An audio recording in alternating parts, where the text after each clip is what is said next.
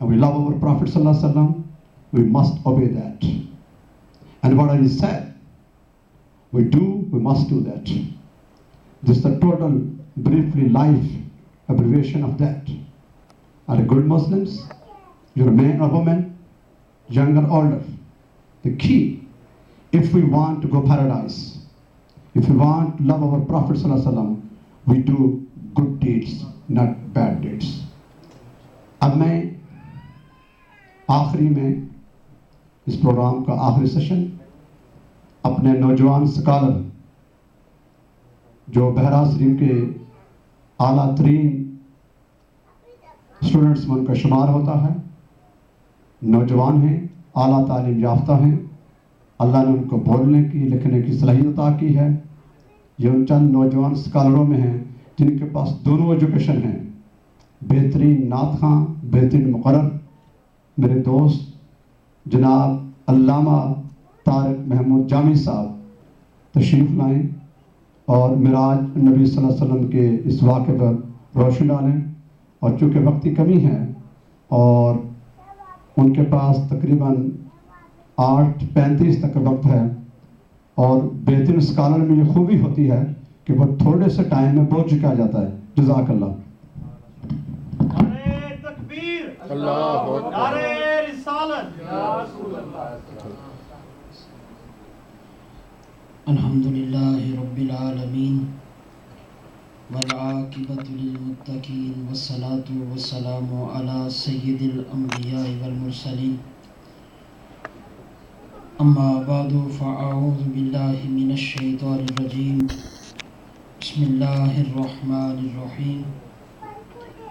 سبحان الذی اسری بعبدہ لیلا من المسجد الحرام الی المسجد الاقصی الذی بارکنا حولہ لنریہ من آیاتنا انہ هو السمیع البصیر. ان اللہ وملائکتہ یصلون علی النبی یا ایہا الذین آمنوا صلوا علیہ وسلموا تسلیما. اللہم صلی علی سیدنا و مولانا محمد وعلی آل سیدنا و مولانا محمد وبارک وسلم صلی علیہ. رب اشرح لی صدری ویسر لی امری واحلل عقدۃ من لسانی یفقہوا قولی. فرش والے تیری شوکت کا علو کیا جانے، فرش والے تیری شوکت کا علو کیا جانے، خسروا عرش پہ اڑتا ہے پھریرا تیرا. حمد و صلات کے بعد برادران اسلام، سامعین ذی وقار، اللہ رب العزت کا بے پناہ فضل عمیم کہ آج ہم سب یہاں جمع ہوئے. اللہ رب العزت میرا آپ سب کا یہاں آنا اپنی پاک بارگاہ میں مقبول و منظور فرمائے اور اس مرکز محبت کو تا قیام قیامت شاد و آباد فرمائے. برادران اسلام، جس طرح کہ بخوبی آپ کے علم میں ہے کہ آج ہم اپنے آقا و مولا جناب احمد مجتبیٰ سیدنا محمد مصطفیٰ صلی اللہ علیہ وبارک وسلم آپ کی ایک بے مثال معجزہ کو سمجھنے کے لیے، اس کا ذکر کرنے کے لیے یہاں جمع ہوئے ہیں. اللہ رب العزت مجھے حق گوئی کی توفیق عطا فرمائے. آپ احباب کے سامنے سورہ بنی اسرائیل کی ابتدائی آیات تلاوت کرنے کا شرف حاصل کیا ہے. اللہ رب العزت ارشاد فرماتے ہیں سبحان الذی اسری بعبدہ لیلا من المسجد الحرام الی المسجد الاقصی. عموماً ہوتا یوں ہے کہ جب کوئی صاحب حیثیت شخص، جب کوئی صاحب عہدہ، جب کوئی بڑی شان والا، بڑے اعزاز والا شخص کہیں کا سفر کرتا ہے، کسی سفر پر جاتا ہے، تو اس سے کم درجہ کے لوگ، اس کے ماتحت لوگ اس کے سارے سفر کی جزیات بیان کرتے ہیں اور وہ اپنے اس بیان میں کہتے ہیں کہ حضرت وہاں فلاں جگہ کا دورہ کریں گے، اس کام میں فلاں جگہ پر وہ سفر کریں گے، یہ امور جو ہیں وہ وہاں پر طے پائیں گے. لیکن یہ اللہ رب العزت کے محبوب کی شان ہے کہ آپ سے کوئی کم درجے والا نہیں بلکہ خود مالک لم یزل آپ کے سفر کو بیان فرما رہا ہے. اور ہوتا یوں ہے کہ جب کوئی سفر کرتا ہے تو اس میں چند جزیات ہوتی ہیں کہ سفر کس نے کیا ہے، سفر کس نے کرایا ہے، سفر کہاں سے کہاں تک کا ہے اور پھر سفر کس مقصد کے لیے کیا گیا ہے۔ اللہ رب العزت نے ان آیات بینات میں ان سب کو بیان فرما دیا اور آغاز فرمایا سبحان الذی اسرا، بڑی ہی پاک ذات ہے۔ عموماً ہم ترجمہ کرتے ہیں پاک، سبحان کا معنی ہم پاک کرتے ہیں، لیکن جب اس کی نسبت ہم اللہ کی طرف کرتے ہیں تو اس کا معنی یہ ہو جاتا ہے کہ وہ اللہ پاک ہے ہر کمی سے، ہر کجی سے، ہر نقص سے، ہر عیب سے اور ہر کمزوری سے وہ ذات پاک ہے۔ سبحان الذی اسرا بعبدہ، بڑی پاک ذات ہے وہ جس نے سیر کرائی اپنے بندہ محبوب کو۔ اب علماء فرماتے ہیں یہاں اللہ نے سبحان اپنی صفت تسبیح کا ذکر کیا، اپنے پاکیزگی کا ذکر کیا۔ یہاں تو یہ بھی ہو سکتا تھا اللہ اپنی صفت تحمید کا ذکر کرتے، اپنی صفت تحلیل کا ذکر کرتے، اپنی صفت تکبیر کا ذکر کرتے۔ اللہ الحمدللہ سے بھی تو آغاز کر سکتے تھے، سبحان اللہ کہنے کی کیا ضرورت تھی؟ تو علماء اس کا معنی یوں فرماتے ہیں کہ آگے جو مضمون بیان ہونا تھا وہ اس قدر اہم تھا کہ عقل نارسا اور فہم کوتا اندیش جو اس وقت بھی محو حیرت تھی، آج بھی محو حیرت ہیں، اس بات کو سمجھ نہیں سکتے ہیں، چونکہ مضمون اتنا وسیع ہے، مضمون اتنا جامع ہے اور اتنا بڑا ہے کہ جس کو عام فہم کوئی سمجھ ہی نہیں سکتا ہے۔ تو سبحان کہہ کے اس بات کی نفی کر دی ہے کہ لوگوں یہ سفر ہوا ضرور ہے، عقل میں نہیں آتا ہے۔ کوئی عام شخص یہ سفر کرنا چاہے تو اس کے لیے تو یہ ناممکن ہے، اس کے لیے تو محال ہے، لیکن اگر وہ سبحان کرانا چاہے تو پھر یہ سارا سفر کوئی مشکل نہیں رہتا ہے۔ اگر وہ ذات کرانا چاہے جس کے پاس جہانوں کی ملوکیت ہے، اگر وہ کرانا چاہے جو ساری کائنات میں اکیلا سبحان ہے، اگر وہ یہ سفر کرانا چاہے تو پھر اتنی مشکل بات نہیں ہے۔ اور پھر ایک اور بات بھی ہے کہ عقل کی، کیونکہ ہم آج کے انسان ہیں اور ہر بات کو مادیت میں جانچتے ہیں، جو چیز نظر آتی ہے، جو چیز نظر آتی ہے اس کو مانتے ہیں، جو چیز نظر نہ آئے اس کے ہم ہونے میں شش و پیگ اور اس میں شک و شبہ کا ہم جو ہے وہ اظہار کرتے ہیں۔ تو ہمیشہ ہمیں یہ بھی سوچنا چاہیے ساتھ میں کہ اللہ رب العزت نے انسان کی عقل کی ایک کیپیسٹی رکھی ہے۔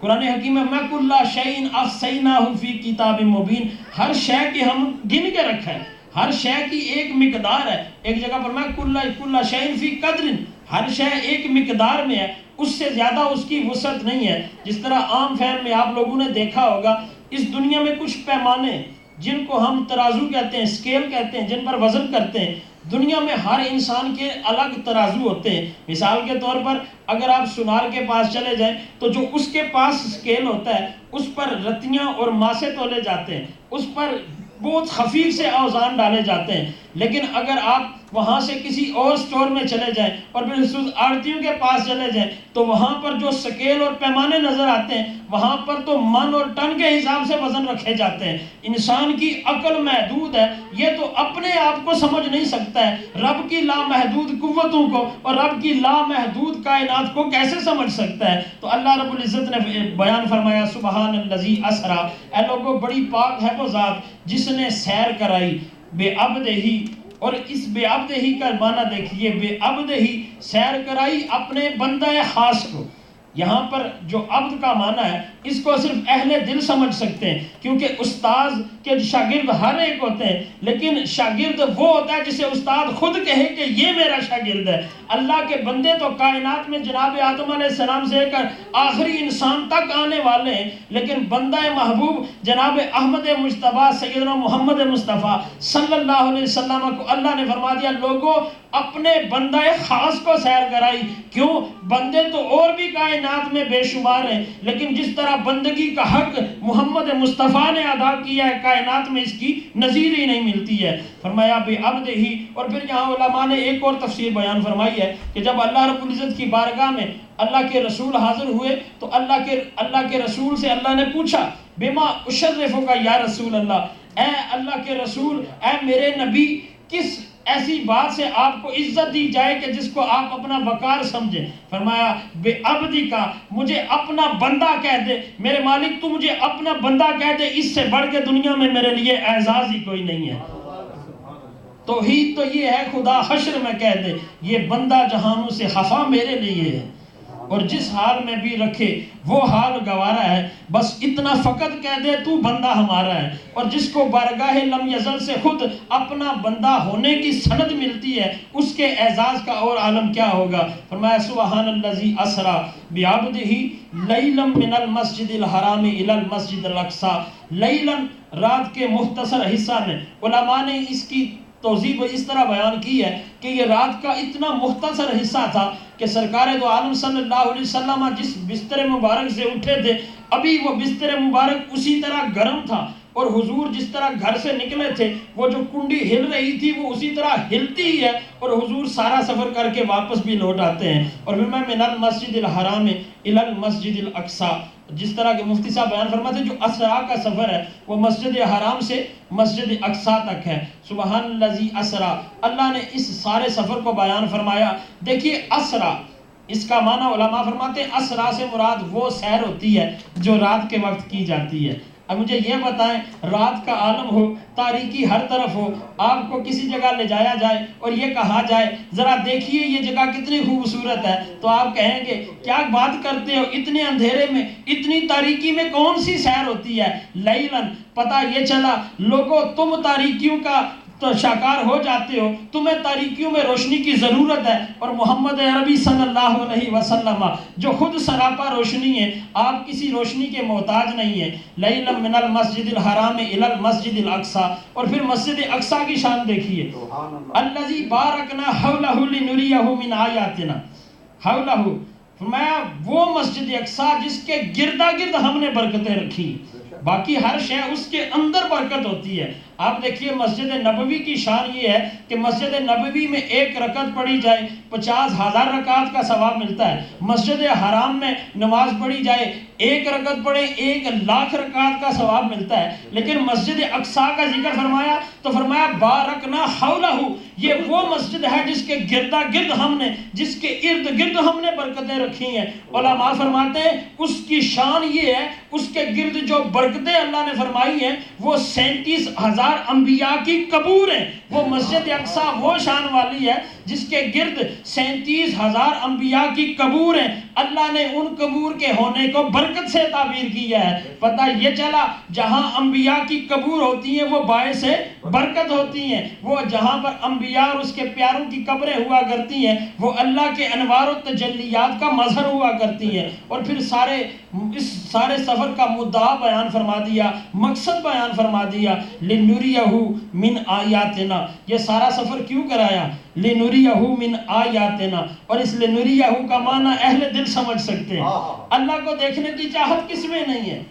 پہلے توحیدی جناب آدم علیہ السلام سے لے کر آخری مسلمان تک ہر ایک کے دل میں یہ تڑپ ہے کہ وہ ذات جس کو ہم سجدہ کرتے ہیں وہ سامنے آئے، جس طرح کہ حضرت اقبال کہتے ہیں تو سامنے آ میں سجدہ کروں، تب لطف ہے سجدہ کرنے کا، تو اور کہیں میں اور کہیں، تیرے نام کو سجدہ کون کرے۔ ہر انسان کے دل میں یہ تڑپ ہے کہ اس کو دیکھے۔ جناب موسیٰ علیہ السلام کلیم اللہ کی بارگاہ میں کرتے ہیں رب ارنی رب ارنی، اے میرے مالک میں تجھے دیکھنا چاہتا ہوں، اپنا آپ مجھے دکھا، اور جواب ہر بار ملتا ہے لن ترانی لن ترانی، تو ہرگز مجھے نہیں دیکھ سکتا ہے۔ ادھر کلیم ہیں جو التجائیں کرتے ہیں، اور ادھر محبوب ہیں جو محو استراحت ہیں، اور جبریل آ کے کہتے ہیں ان اللہ قد اشتاق الی لقائک یا رسول اللہ، یہاں تو آپ کا رب آپ کی ملاقات کا مشتاق ہے۔ نعرہ تکبیر، نعرہ رسالت، کوئی کہ التجائیں کرتا ہے کہ مجھے دکھائیے، اور یہ گھر میں محو استراحت ہے اور جگا کے، اور ایک یہ معنی بھی ہے، لوگ کہتے ہیں کہ حضور تو سوئے ہوئے تھے، حضور تو سوئے ہوئے تھے، حالانکہ وہ فرماتے ہیں اے نا یا ینام آنے ولا تنامو قلبی، لوگوں میری تو آنکھیں سوتی ہیں، میرا دل کب سوتا ہے۔ اور یہ حضور سرکار دو عالم صلی اللہ علیہ وسلم جبریل آ کے عرض کرتے ہیں ان اللہ قد اشتاق الی لقائک یا رسول اللہ، اللہ تو مشتاق ہے لنریہ من آیاتنا، کیوں؟ تاکہ وہ دکھائے آپ کو نشانیاں، تاکہ وہ دکھائے آپ کو اپنی آیات بینات، تاکہ وہ دکھائے اپنے وہ کرم جو اس نے آپ کے لیے تیار کر رکھے ہیں۔ اور پھر اس ذات کی شان کے کیا کہنے، اس کی ذات کو ہم کیا ڈسکس کریں؟ دنیا تو یہ سمجھ بیٹھی، دنیا کو تو ایک ٹوٹی چٹائی پہ بیٹھا ہوا بوریا نشین نظر آتا ہے، دنیا کو تو وہ اپنے غلاموں کے درمیان میں بیٹھا ہوا نظر آتا ہے، وہ کہیں اپنے غریبوں کا دکھ سنتا ہوا نظر آتا ہے، لیکن ادھر بھی دیکھیے وہ اللہ کا عرش پہ مہمان بنا بیٹھا ہے، اور اس کی شان دیکھیے۔ پھر ایک اور بات بھی ہے، ہم میں سے اگر کسی شخص کو یہ امید لگ جائے کہ اس کی ملاقات کسی صاحب حیثیت سے ہونے والی ہے، یہاں اپنے نبی کا اپنے آپ سے تعلق بھی دیکھ لیجئے، کیونکہ محبت ہمیشہ وہ رنگ لاتی ہے جو دو طرفہ ہوتی ہے، ہمیشہ وہ محبت فائدہ دیتی ہے جو دو طرفہ ہوتی ہے، یک طرفہ محبت کبھی رنگ نہیں لاتی ہے۔ اور ادھر دیکھیے ہم اپنے نبی سے محبت کا دعویٰ کرتے ہیں، اور اللہ کے رسول، میں عرض کر رہا تھا کہ جب ہم میں سے کسی کو امید لگے کہ ہم میں سے کسی صاحب حیثیت سے ملنا ہے، مثال کے طور پر یہیں کا اندازہ لگا لیجئے، اگر ہمیں یہ امید ملے کہ کل ہم نے گورنر سے ملنا ہے، مجھے یہ بتائیے خوشی کا عالم کیا ہوگا؟